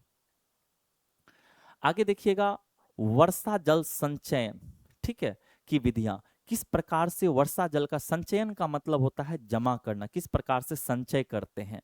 तो पहाड़ी क्षेत्रों में, याद रखिएगा, पहाड़ी क्षेत्रों में लोगों ने कृषि के लिए गुल और कुल जैसी वाहिकाएं जो है बनाई है। पहाड़ी क्षेत्रों में गुल और कुल जैसी वाहिकाएं जो है बनाते हैं पहाड़ी क्षेत्र के लोग। ठीक है, राजस्थान के शुष्क और अर्ध शुष्क क्षेत्रों में कृषि क्षेत्रों को जो है बरसाती भंडारण संरचनाओं में परिवर्तित किया जाता है, जहां पे वर्षा के पानी को स्टोर करके पुनः जो है उसको कृषि के लिए जो है उपयोग किया जाता है। ठीक है बच्चों, आगे देखिएगा, शुष्क तथा अर्ध शुष्क क्षेत्रों में वर्षा जल को एकत्रित करने के लिए जो है गड्ढों का निर्माण किया जाता है। यानी जगह जगह गड्ढा करके जो है वर्षा जल को क्या किया जाता है? संचय किया जाता है और बाद में जो है पुनः उसको जो है कृषि के रूप में जो है कृषि यानी कि खेत को सिंचाई करने के लिए उस पानी का जो है प्रयोग किया जाता है। ठीक है बच्चों, छत पर वर्षा जल का संचयन भी किया जाता है कई क्षेत्रों में। आगे देखिएगा, बीकानेर, फलोदी और बाड़मेर में पीने हेतु भूमिगत टैंक या टांका का उपयोग किया जाता है और मेघालय में बांस की ड्रिप सिंचाई प्रणाली भी प्रस्तुत की जाती है। मेघालय में बांस की ड्रिप सिंचाई कहाँ पे, किस जगह की प्रणाली, किस जगह की पद्धति है? तो याद रखिएगा, मेघालय का। ठीक है बच्चों, पश्चिम बंगाल में बाढ़ के मैदान में सिंचाई के लिए बाढ़ जल वाहिकाएं बनाने का चलन था। ठीक है, शुष्क एवं अर्ध शुष्क क्षेत्रों में वर्षा जल को एकत्रित करने के लिए जो है गड्ढों का निर्माण किया जाता है। यानी शुष्क और अर्ध शुष्क क्षेत्रों में वर्षा जल को एकत्रित करने के लिए किसका निर्माण किया जाता है? तो बच्चों याद रखिए, गड्ढों का निर्माण किया जाता है, जिससे मृदा सिंचित कर जो है खेती की जा सके, और बाद में उसी पानी को जो है हम लोग क्या करते हैं, कृषि के लिए जो है खेतों में, अपने खेतों को सिंचाई करने के लिए उपयोग कर लेते हैं। और वैसे राजस्थान के जैसलमेर में जो है खादीन तथा, याद रखिएगा खादीन कहाँ की है, तो राजस्थान के जैसलमेर में खादीन तथा अन्य क्षेत्रों में जौहर के नाम से जो है पुकारा जाता है। राजस्थान में इस पद्धति को खादीन तथा अन्य क्षेत्र में जो है कि नाम से जाना जाता है, किस नाम से, तो जौहर के नाम से जाना जाता है। आगे देखिएगा, राजस्थान के जो बिरानो, फलोदी और बाड़मेर जैसे शुष्क क्षेत्रों में पेयजल का संचय जो है भूमिगत टैंक में किया जाता है। यानी यहाँ पे पीने वाले पानी का संचय, संचय का मतलब होता है बच्चों जमा करना, तो उसको कहाँ पे जमा किया जाता है, तो टैंक में जमा किया जाता है, जिसे वहां पे टांका कहा जाता है, जिसे क्या कहा जाता है, टांका कहा जाता है। ठीक है बच्चों, यानी पीने वाले पानी को टैंक में जमा किया जाता है, जिसे वहां पे टांका कहा जाता है। कर्नाटक के मैसूर जिले में स्थित गंडाथूर गांव में छत पर, जो छत में छत जल संग्रहण की व्यवस्था 200 घरों में है, यानी छत के ऊपर जो है जल को संचय किया जाता है, और यह व्यवस्था लगभग 200 घर में जो है कहाँ पे है, तो याद रखने कर्नाटक के मैसूर जिले में स्थित एक गंठाथुर गांव का नाम है, जहां पे जो है गांव में छत जल संग्रहण की व्यवस्था है, यानी छत पर जल को जो है संग्रहण, संग्रहण का मतलब रखा जाता है, जमा किया जाता है, और लगभग यह 200 घरों में जो है ये व्यवस्था है। ठीक है बच्चों, आगे देखिएगा, भूमिगत जल का 22% भाग संचय वर्षा जल का भूमि में प्रवेश करने से होता है। यानी अगर आपसे एग्जाम में पूछते भूमिगत जल का कितना प्रतिशत भाग संचय वर्षा जल के भूमि में प्रवेश करने से होता है, तो 22%। कितना? 22% भाग का संचय वर्षा जल के भूमि में प्रवेश करने से होता है। आगे देखिएगा, मेघालय में स्थित चेरापूंजी एवं मासिन राम में जो है विश्व की सर्वाधिक वर्षा होती है। यानी यहाँ पे विश्व, मेघालय में स्थित एक चेरापूंजी और मासिन राम है, यहाँ पे विश्व में सर्वाधिक वर्षा जो होती है जिस जगह पे, वह जो है अपना चेरापूंजी और मासिन राम जो है जाना जाता है। यहाँ पे सबसे अधिक वर्षा जो है होती है, जहाँ पे जल संकट का निवारण लगभग 25% छत पर जो है जल संग्रहण से होता है। यहाँ पे लगभग जो है पीने वाला पानी का संग्रहण जो है 25% जो है वह जो है जल संकट के निवारण लगभग में 25% छत जो है, छत जल संग्रहण से जो है निवारण का मतलब होता है हटाना। ठीक है, आगे देखिएगा, सोन परियोजना। सोन परियोजना क्या है? नदी घाटी जल के बहुआयामी उपयोग के कारण इस परियोजना को बहुउद्देशीय परियोजना की भी संज्ञा दी गई है। ध्यान समझिएगा, सोन परियोजना क्या है? नदी घाटी जल के बहुआयामी उपयोग के कारण इस परियोजना को बहुउद्देशीय परियोजना की भी संज्ञा दी गई है। बिहार में इन उद्देश्य को ध्यान में रख करके कई परियोजनाएं बनाई गई हैं, जिनमें से 3 प्रमुख है। अगर पूछा जाए बिहार की 3 प्रमुख परियोजना का नाम लिखें, तो पहला सोन परियोजना, दूसरा गंडक परियोजना, तीसरा कोसी परियोजना। याद रहेगा बच्चों, पहला सोन परियोजना, दूसरा गंडक परियोजना, तीसरा कोसी परियोजना। ठीक है, याद रहेगा बच्चों। अब आगे देखिएगा, सोन परियोजना। ठीक है बच्चों, सोन नदी घाटी परियोजना बिहार की सबसे प्राचीन परियोजनाओं के साथ साथ यहाँ की पहली परियोजना है। यानी सोन नदी परियोजना बिहार की सबसे प्राचीन, प्राचीन का मतलब पुराना, और साथ ही साथ यहाँ की पहली परियोजना है। और यह ब्रिटिश सरकार, याद रखिएगा बच्चों, ब्रिटिश सरकार ने सिंचित भूमि में वृद्धि कर अधिक से अधिक जो है फसल उत्पादन की दृष्टि से इस परियोजना का जो है विकास किया था 1874 ईस्वी में, ताकि लोग अधिक से अधिक जो है फसल का उत्पादन कर सके। और यह परियोजना का विकास कब हुआ था? 1874 ईस्वी में जो है इस परियोजना का जो है विकास हुआ था। ठीक है बच्चों, आगे देखिएगा, इसमें डेहरी के समीप पूर्व एवं पश्चिम की दिशाओं में नहरें जो है निकाली गई थी। इसकी कुल लंबाई 130 किलोमीटर थी। इन नहरों की लंबाई कितनी थी? कुल लंबाई 130 किलोमीटर थी। और पूरब की नहर से पटना, गया तथा औरंगाबाद, पूरब की जो नहर थी वह पटना, गया तथा औरंगाबाद जिले को जो है लगभग 3 लाख हेक्टेयर भूमि को सिंचित करती थी। ठीक है बच्चों, और इस नहर के पश्चिमी शाखा से, और इसी नहर का, जो नहर की लंबाई कितनी थी 130 किलोमीटर, इस नहर की पश्चिमी शाखा से 3 उपशाखाओं का निर्माण हुआ है।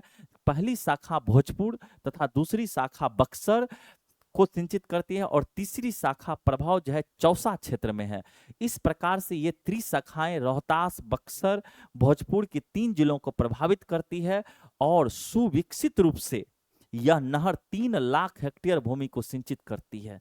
और नहर का मूल उद्देश्य होता है वैसी जगह पर पानी को पहुंचाना जहां पे पानी की कमी होती है। ठीक है बच्चों,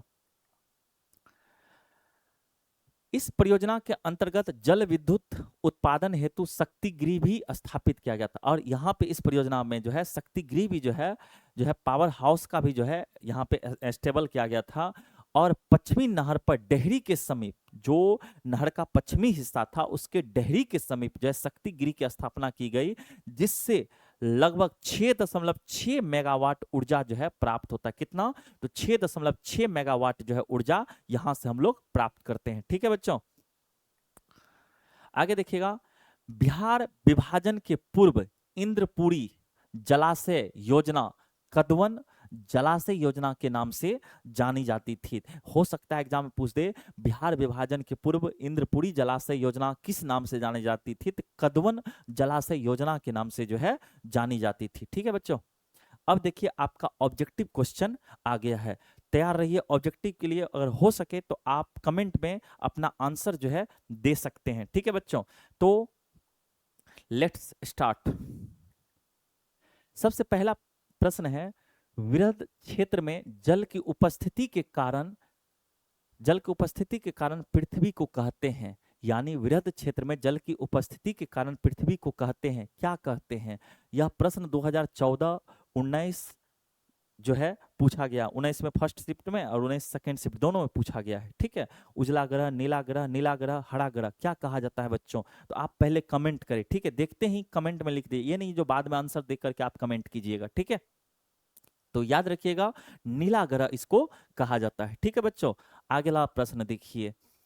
प्राणियों के शरीर में कितनी प्रतिशत जल की मात्रा निहित होती है? 2018 और 20 दोनों में यह प्रश्न पूछा गया है। हमारे शरीर में कितना प्रतिशत जल की मात्रा होती है? तो याद रखिएगा 65% जो है जल की मात्रा हमारे शरीर में होती है। ठीक है, गोविंद सागर कृत्रिम जलाशय संबंधित है। यह प्रश्न 2021 में जो है पूछा गया। गोविंद सागर कृत्रिम जलाशय किससे संबंधित है? रिहंद बांध से, भाखड़ा नंगल बांध से, हीराकुंड बांध से, नरोरा बांध से। तो याद रखिएगा यह भाखड़ा नंगल बांध से संबंधित है। जल्दी जल्दी करते हैं ताकि आपका समय सेव हो सके। ठीक है बच्चों, हीराकुंड परियोजना किस नदी पर है? हीराकुंड परियोजना किस नदी पर है? यह प्रश्न जो है आपको 2022 में पूछा गया है। याद रखिएगा हीराकुंड परियोजना किस नदी पर है? तो याद रखिएगा महानदी पर है। किस पर है? तो महानदी पर है। ठीक है बच्चों, आगे देखिएगा। भारत में सबसे बड़ा मानव निर्मित जलाशय कहाँ पे है? भारत में निर्मित सबसे बड़ा मानव निर्मित जलाशय कहाँ पे है? तो याद रखिएगा गोविंद बल्लभ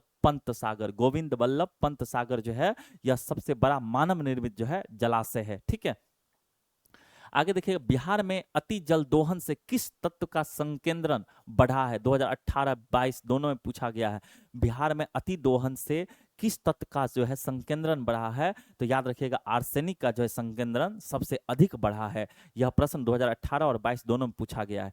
ठीक है, डैश में सर्वाधिक वर्षा होती है? पूर्णिया, मासिनराम, चेरापूंजी, कोच्चि। किसमें सबसे अधिक वर्षा होती है? तो मासिनराम मेघालय में सबसे अधिक वर्षा होती है। 19 और 22 दोनों में यह प्रश्न पूछा गया है। ठीक है, आगे देखिएगा। देश के बांधों को किसने भारत का मंदिर कहा था? देश के बांधों को किसने भारत का मंदिर कहा था? 2014, 16, 22 3 बार यह प्रश्न रिपीट हो चुका है। और आपको पता होगा प्रथम उस समय के जो प्रधानमंत्री थे पंडित नेहरू के द्वारा यह प्रश्न जो है यह जो है कथन कहा गया था। ठीक है, नर्मदा घाटी परियोजना किन राज्यों से संबंधित है? 18-23 दोनों में पूछा गया। नर्मदा घाटी परियोजना किससे संबंधित है? तो याद रखिए किन राज्यों से संबंधित है? तो गुजरात, महाराष्ट्र और मध्य प्रदेश से संबंधित है। नर्मदा घाटी परियोजना किन राज्यों से संबंधित है? तो गुजरात, महाराष्ट्र और मध्य प्रदेश से संबंधित है। भारत का सबसे लंबा बांध कौन सा है? तो याद रखिएगा भारत का सबसे लंबा बांध कौन सा है? 21 और 23 दोनों में पूछा गया। तो हीराकुंड बांध जो है सबसे लंबा बांध जो है भारत का है। ठीक है बच्चों, भाखड़ा नंगल परियोजना किस नदी पर बनी है? भाखड़ा नंगल परियोजना, तो इसके बारे में मैंने बताया था, कहीं कहीं सतलुज लिखा मिलेगा, कहीं पे सतलज लिखा हुआ मिलेगा, तो आप कंफ्यूजन मत मत पड़िएगा, दोनों सेम ही है। कहने का एक तरीका है, अलग अलग लोग अलग, मतलब अलग अलग स्टेट के लोग अलग अलग नाम से उनको पुकारते हैं। तो याद रखिएगा, वह सतलज नदी पर जो है भाखड़ा नंगल परियोजना स्थित है। प्रथम राष्ट्रीय जल नीति कब लागू हुई थी? प्रथम राष्ट्रीय जल नीति कब लागू हुई थी? तो याद है आपको कौन सा महीना था? सितंबर 1987। सितंबर 1987 में जो है प्रथम जल नीति को जो है स्वीकृत किया गया था, और उसको संशोधित कर जो है आगे जो है कितना में प्रस्तुत किया गया था, याद है? कमेंट कीजिए आप लोग। कृष्णा राज सागर बांध किस नदी पर है? कृष्णा राज सागर बांध किस नदी पर स्थित है? 2023 में यह प्रश्न पूछा गया है, तो याद रखिएगा यह कावेरी नदी पर स्थित है। कृष्णा सागर बांध किस नदी पर स्थित है? 2023 में यह प्रश्न पूछा गया है, तो कावेरी नदी पर यह जो है स्थित है, याद रखिएगा बच्चों। आगे देखिएगा, भूमिगत जल का स्तर, भूमिगत जल के स्तर की गिरावट रोकने के लिए कौन योजनाएं जो है चलाई गई थी? कौन सी योजना चलाई गई थी? तो याद रखिएगा यह प्रश्न 2024 में पूछा गया, तो याद रहेगा इसमें से वर्षा जल संग्रहण, ड्रिप सिंचाई, वाटर शेड मैनेजमेंट, तो इनमें से सभी, यानी कि वाटर शेड मैनेजमेंट भी चलाया गया था, ड्रिप सिंचाई भी चलाया गया था, वर्षा जल संग्रहण भी जो है अपनाया गया था। ठीक है बच्चों, आगे देखिएगा, दक्षिण भारत की सबसे बड़ी नदी घाटी परियोजना कौन सी है? दक्षिण भारत की सबसे बड़ी नदी घाटी परियोजना कौन सी है? 2024 में यह प्रश्न पूछा गया था, तो याद रखिएगा दक्षिण भारत की सबसे बड़ी नदी घाटी परियोजना तुंगभद्रा जो है, तुंगभद्रा जो है यह सबसे बड़ी नदी घाटी परियोजना है, जो कि 2024 में यह प्रश्न जो है पूछा गया है। किस भाग में मैंग्रोव वन सबसे अधिक पाया जाता है? यह प्रश्न 2024 में पूछा गया है बच्चों, तो याद रखिएगा यह सुंदर वन में जो है सबसे अधिक जो है पाया जाता है, याद रहेगा बच्चों। आप प्रत्येक का स्क्रीनशॉट मैं आपको लास्ट में टाइम दूंगा, आप स्क्रीनशॉट लेकर के याद कर लीजिएगा, ठीक है। शरावती नदी, ठीक है, घाटी परियोजना कहाँ अवस्थित है? शरावती नदी घाटी परियोजना कहाँ अवस्थित है? 2024 में यह प्रश्न पूछा गया है, तो याद रखिएगा यह कर्नाटक में स्थित है। शरावती नदी घाटी परियोजना कहाँ अवस्थित है? तो यह कर्नाटक में अवस्थित है। 2024 में यह प्रश्न पूछा गया था। इंदिरा गांधी नहर किस राज्य में स्थित है? इंदिरा गांधी नहर किस राज्य में स्थित है? 2025 और 24 दोनों में यह प्रश्न पूछा गया था, तो याद रखिएगा राजस्थान में यह जो है स्थित है। कहाँ पे? तो राजस्थान में जो है इंदिरा गांधी नहर परियोजना जो है, सॉरी, इंदिरा गांधी नहर जो है राजस्थान राज्य में जो है स्थित है। दामोदर घाटी परियोजना किस राज्य में स्थित है? दामोदर घाटी परियोजना किस राज्य में स्थित है? 2024 में जो है यह प्रश्न पूछा गया है, तो याद रखिएगा दामोदर घाटी परियोजना जो है मूलतः झारखंड में जो है स्थित है। आगे देखिएगा, ब्रह्मपुत्र नदी तिब्बत में किस नाम से जानी जाती है? ब्रह्मपुत्र जो नदी है वह तिब्बत में जाने के बाद किस नाम से जानी जाती है? 2025 में जो है यह प्रश्न पूछा गया, तो याद रखिएगा सांगपो नदी के नाम से यह जानी जाती है। क्लियर है बच्चों? आगे देखिएगा, भारत की सबसे बड़ी कृत्रिम झील कौन सी है? 2025 में यह प्रश्न पूछा गया, भारत की सबसे बड़ी कृत्रिम झील कौन सी है? तो याद रखिएगा कौन सा है? तो पंत सागर जो है भारत की सबसे बड़ी कृत्रिम झील जो है। क्लियर है बच्चों? आसवन बांध किस नदी पर बना हुआ है? आसवन बांध किस नदी पर बना हुआ है? तो याद रखिएगा नील नदी पर जो है आसवन बांध बना हुआ है, ये भी 2025 में जो है पूछा गया है। ठीक है बच्चों, आगे देखिएगा, हीराकुंड बांध किस राज्य में अवस्थित है? हीराकुंड बांध किस राज्य में स्थित है? तो ये 2025 में यह प्रश्न पूछा गया है, तो आपको पता ही होगा ओडिशा राज्य में यह स्थित है। ठीक है बच्चों, ओडिशा राज्य में यह बांध स्थित है। पृथ्वी के किस गोलार्ध को जल गोलार्ध के नाम से मैंने बताया था, पृथ्वी को भूमध्य रेखा दो भागों में बांटती है, ऊपर वाले भाग को उत्तरी गोलार्ध कहते हैं, नीचे वाले भाग को दक्षिणी गोलार्ध कहते हैं, और दक्षिणी गोलार्ध को ही जल गोलार्ध के नाम से हम लोग जानते हैं। तो याद रखिए क्या हो जाएगा बच्चों? दक्षिणी गोलार्ध। ठीक है बच्चों, आगे, कुल जल का कितना प्रतिशत भाग महासागरों में निहित है? 2014-21 दोनों में यह जो है प्रश्न आया हुआ है, तो कितना प्रतिशत? 96.5% भाग जो है वह महासागरों में स्थित है। क्लियर है बच्चों? अब है लघु उत्तरीय प्रश्न। अब लघु उत्तरीय प्रश्न को हम लोग देखते हैं, जितना भी प्रश्न जो है पूछा गया है पिछले सालों में उसको हम लोग अब देखेंगे, डिटेल से समझेंगे। ठीक है, बहुउद्देशीय परियोजना से आप क्या समझते हैं? बहुउद्देशीय परियोजना से आप क्या समझते हैं? तो ऐसी परियोजना जिसका निर्माण एक साथ कई उद्देश्य की पूर्ति के लिए किया जाए उसे बहुउद्देशीय परियोजना कहते हैं। ऐसी परियोजना जिसका जिसका निर्माण एक साथ कई उद्देश्य की पूर्ति के लिए किया जाता है उसे बहुउद्देशीय परियोजना कहते हैं। क्लियर है बच्चों? ऐसी परियोजना जिसका निर्माण एक साथ कई उद्देश्य की पूर्ति के लिए किया जाता है उसे बहुउद्देशीय परियोजना कहते हैं बच्चों। ठीक है, आगे चलते हैं। अगला प्रश्न देखिएगा, जल संसाधन के क्या उपयोग है? लिखें, 2017 में यह प्रश्न आया हुआ है और 2019 में भी। जल संसाधन के क्या उपयोग हैं? तो जल एक बहुमूल्य संसाधन है जिसका उपयोग मानव प्राचीन समय से ही करता आ रहा है और प्राचीन काल से ही मानव द्वारा पेयजल, घरेलू कार्य, सिंचाई, मलमूत्र विसर्जन आदि कार्यों में जल का उपयोग किया जा रहा है। और वर्तमान समय में जो है जल का सर्वाधिक उपयोग सिंचाई, विद्युत उत्पादन और एवं उद्योग में जो है किया जा रहा है। ठीक है, तो अगर आपसे आपके एग्जाम पूछ दे जल संसाधन के क्या उपयोग है तो आप इन्हीं पॉइंट्स को लिखना। आप अपने कॉपी में नोट्स बना लीजिए बेहतर से बेहतर और याद कर लीजिए बच्चों। अब है अंतर्राज्यीय जल विवाद क्या है? अंतर्राज्यीय जल विवाद के क्या कारण है? अगर आपसे प्रश्न पूछ दिया जाए अंतर्राज्यीय जल विवाद के क्या कारण है तो समझिएगा, जब दो या दो से अधिक राज्यों के बीच नदी के जल के बंटवारे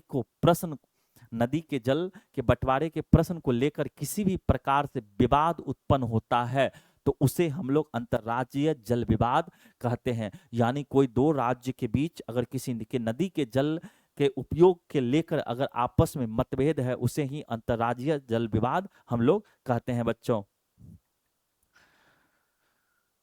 आगे देखिएगा, जल संकट क्या है? जल संकट क्या है? जब किसी क्षेत्र विशेष में पीने योग्य जल की मात्रा आसतित यानी कम हो जाती है या गिरावट आ जाती है तो इस समस्या को हम लोग क्या कहते हैं? जल संकट कहा जाता है। ठीक है, तो अगर किसी क्षेत्र में जल की जो पीने वाला जल है उसकी मात्रा में गिरावट हो जाए या कम हो जाए, ठीक है, तो उसे क्या कहते हैं हम लोग? उसे जल संकट कहते हैं। क्लियर है बच्चों?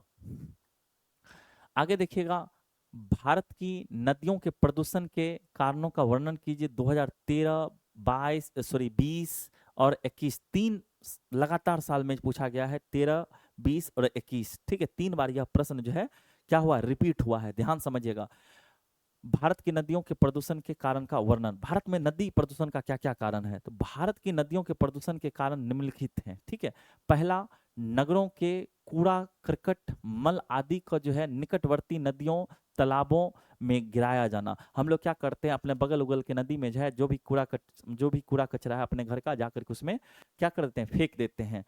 कल कारखानों के अपशिष्ट रासायनिक पदार्थों को नदी में गिराना। अब क्या होता है, जिस मान लो कोई फैक्ट्री है, वो फैक्ट्री के मान लो जितना उसका वेस्ट मटेरियल है उसको क्या किया जाता है? तो बगल वाले नदी में जाकर के फेंक दिया जाता है। तो ये जो है भारत की नदियों के प्रदूषण के मूल कारण जो है माने जाते हैं। मृत जीव जंतुओं को नदियों में फेंकना, जो भी जीव मर जाता है उसको हम लोग क्या करते हैं? जनरली आमतौर पर जो है जाकर के नदी में फेंक आते हैं। बढ़ती आबादी और जीवन शैली, और सबसे बड़ी समस्या तो है बढ़ती हुई जनसंख्या। हमारी जनसंख्या निरंतर जो है बढ़ रही है। तालाबों में कीटनाशक दवाएं को छिड़कना। अक्सर हम लोग क्या करते हैं, तालाब को साफ करने के लिए, कभी कभी मछली को मारने के लिए हम लोग क्या करते हैं? कीटनाशक दवाइयों का उपयोग करते हैं जिससे जलीय जीव प्रभावित होते हैं। ठीक है, अणु परीक्षण, परमाणु विस्फोट एवं रासायनिक अस्त्रों का प्रयोग, ये सभी जो है भारत के नदी प्रदूषण का जो है कारण को जो है प्रस्तुत करती है। ठीक है बच्चों, आगे देखिएगा, मृदु जल क्या होता है? 2023 में यह प्रश्न पूछा गया, मृदु जल क्या होता है? तो मृदु जल पीने योग्य मीठा जल होता है, इसमें लवण नहीं होता है। ठीक है, तथा इसमें साबुन के साथ साथ आसानी से जो है झाग पैदा हो जाता है। तो याद रखिएगा, मृदु जल पीने योग्य मीठा जल होता है, इसमें लवण नहीं होता तथा इसमें साबुन के साथ साथ आसानी से झाग जो है पैदा हो जाता है, इसे मृदु जल कहते हैं। क्लियर है बच्चों? आगे देखिएगा, नदी घाटी परियोजना के मुख्य उद्देश्य क्या है? नदी घाटी परियोजना के मुख्य उद्देश्य क्या है? इन परियोजनाओं का मुख्य उद्देश्य है समन्वित रूप से नदी घाटी से जुड़ी विभिन्न समस्याओं को हल करना और इनमें बाढ़ों का नियंत्रण, मृदा अपरदन पर रोक तथा सिंचाई एवं पीने के लिए पानी, उद्योगों और गांवों और नगरों के लिए जल विद्युत उत्पादन, अंतर अंतःस्थलीय जल परिवहन और कई अन्य सुविधाएं जैसे कि मनोरंजन, वन्य जीव संरक्षण और मत्स्य विकास जो है शामिल है। नदी घाटी परियोजनाओं में ये जितना भी मैंने पॉइंट लिखाया है, इन परियोजनाओं में मुख्य रूप से समन्वित रूप से नदी घाटी परियोजनाओं से जुड़ी हुई विभिन्न समस्याओं को हल करना, जैसे बाढ़ों का नियंत्रण करना, ये सभी नदी घाटी परियोजना का मैंने इसका एक स्पेशल 8-9 पॉइंट भी लिखाया हुआ है, पिछले वाली स्लाइड में देखिएगा। बाढ़ पर नियंत्रण करना, मृदा अपरदन पर रोक लगाना, सिंचाई, पीने योग्य पानी को बढ़ाना, उद्योग को बढ़ाना, विद्युत जल विद्युत उत्पादन करना। ठीक है, ये सभी जो है नदी घाटी परियोजना का मुख्य उद्देश्य होता है। ठीक है बच्चों, आगे देखिएगा, भारत के किन भागों में नदी डेल्टा का विकास हुआ है? भारत के किन भागों में नदी डेल्टा का विकास हुआ है? तो नदियों के, यह प्रश्न भी देखिएगा बच्चों, 2018 और 19 तीनों में पूछा गया है। तो नदियों के मुहाने पर उनके द्वारा लाई गई गाद जमा होने से बना क्षेत्र, जिसका आकार साधारण तौर पर त्रिकोणीय होता है, डेल्टा कहलाता है। बहुत बच्चों को डेल्टा समझ में नहीं आता था। डेल्टा समझिएगा, नदियों के मुहाने पर जो लाया गया गाद होता है, जमा होता है, जिसका आकार साधारणतः त्रिकोणीय होता है, उसे डेल्टा कहते हैं। भारत के पूर्वी भाग में गंगा, ब्रह्मपुत्र तथा महानदी, दक्षिणी पूर्वी भाग में गोदावरी तथा दक्षिण भाग में कृष्णा, कावेरी नदियों द्वारा डेल्टा का विकास हुआ है। और जलोढ़ मिट्टी होने के कारण इन डेल्टाओं की भूमि काफी जो है उपजाऊ होती है। मैंने पिछले क्लास में बताया था, जो जलोढ़ मिट्टी होता है वो काफी उपजाऊ होती है, और वह जो मिट्टी होती है नदी के द्वारा बहाकर लाई गई जो है मिट्टी होती है। क्लियर है बच्चों? आगे है, नदी घाटी परियोजनाओं के किन्हीं दो लाभों का उल्लेख कीजिए। यानी यह प्रश्न 2021 में पूछा गया है। नदी घाटी परियोजनाओं के दो लाभ, मात्र दो लाभ। तो नदी घाटी परियोजना के अनेक लाभ है जो निम्नलिखित हैं। नदियों पर बांध बनाकर नहरें निकाली जाती है, जिससे वर्षा जो है अभाव को जो है वर्षा अभाव क्षेत्र में जो है सिंचाई की जाती है। बाढ़ की रोकथाम करना तथा मिट्टी के कटाव को रोकना, बाढ़ की रोकथाम करना तथा मिट्टी के कटाव को रोकना, यह नदी घाटी परियोजना के दो मुख्य लाभ। और भी आपको मन है तो कुछ एक्स्ट्रा भी लिख सकते हैं, लेकिन यहाँ पे दो ही पूछा है तो दो ही जो है हम लोगों को उत्तर देना है। और भी कई लाभ हैं इसके। ठीक है, last question of the day. ठीक है, नदी घाटी परियोजनाओं के विकास के क्या उद्देश्य हैं? 2025 या पिछले साल ही पूछा गया है, यानी इसी साल पूछा गया है। जल प्रकृति प्रदत्त बहुमूल्य संसाधन है, जिसका संरक्षण आवश्यक है। जल का फैलाव पृथ्वी के 2/3 भाग पर जो है पाया जाता है, परंतु उपयोगी जल का बहुत कम है, परंतु उसमें जो उपयोगी जल है वह बहुत कम है। इसलिए इसके उचित प्रबंधन एवं संरक्षण की आवश्यकता है, ताकि जल संकट को दूर किया जा सके। ठीक है, और जल जल संरक्षण के लिए भारत सरकार ने 1987 में राष्ट्रीय जल नीति भी बनाई थी, जिसे 2002 में पुनः संशोधित कर लागू किया गया था। यही चीज मैंने आपसे तभी बोला था कमेंट करने के लिए।